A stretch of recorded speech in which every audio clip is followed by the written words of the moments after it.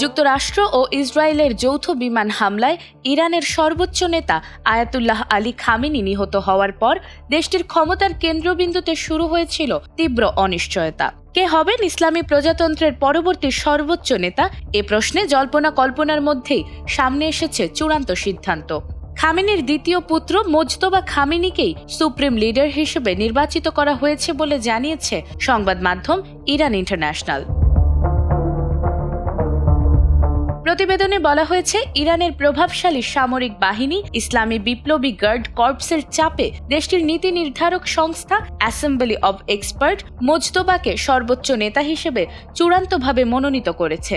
মূলত ইরানের সংবিধান অনুযায়ী ৮৮ সদস্যের এই পরিষদই দেশটির সুপ্রিম লিডার নির্বাচন করার ক্ষমতা রাখে।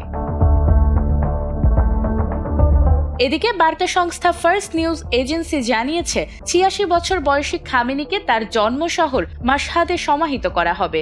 পবিত্র নগরী হিসেবে পরিচিত এই শহরের ইমাম রেজা মাজার প্রাঙ্গণে পারিবারিক কবরের পাশেই তাকে দাফন করা হবে। যদিও দাফনের তারিখ এখনো ঘোষণা করা হয়নি, তবে মৃত্যুর আগে খামেনি নিজেও সেখানে সমাহিত হওয়ার ইচ্ছা প্রকাশ করেছিলেন বলে জানা গেছে। ৫৬ বছর বয়সী মোজতবা দীর্ঘদিন ধরেই ক্ষমতার আড়ালের প্রভাবশালী ব্যক্তি হিসেবে পরিচিত।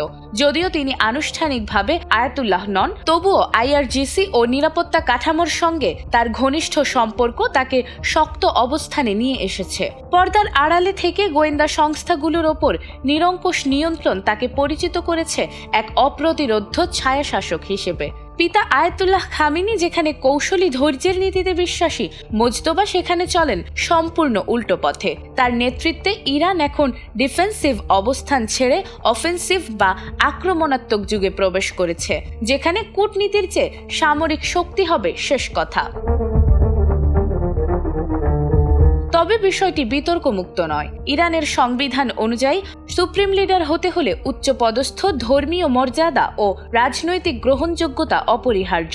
তবে বংশানুক্রমিকভাবে ক্ষমতা হস্তান্তরের প্রশ্নে দেশটির ভেতরেও নানা আলোচনা চলছে। তবুও সাম্প্রতিক সিদ্ধান্তে ইঙ্গিত মিলছে, ইরানের ক্ষমতার ভারসাম্য এখন আরও বেশি নিরাপত্তা প্রতিষ্ঠানের প্রভাবের দিকে ঝুঁকছে। সব মিলিয়ে খামেনির মৃত্যুর পর ইরানের ক্ষমতার কাঠামো নতুন এক অধ্যায়ে প্রবেশ করল। এখন নজর থাকবে নতুন নেতৃত্ব দেশটির অভ্যন্তরীণ রাজনীতি ও আন্তর্জাতিক সম্পর্কে কি প্রভাব ফেলে। নাজমুন নাহার জান্নাত, এটিএন বাংলা।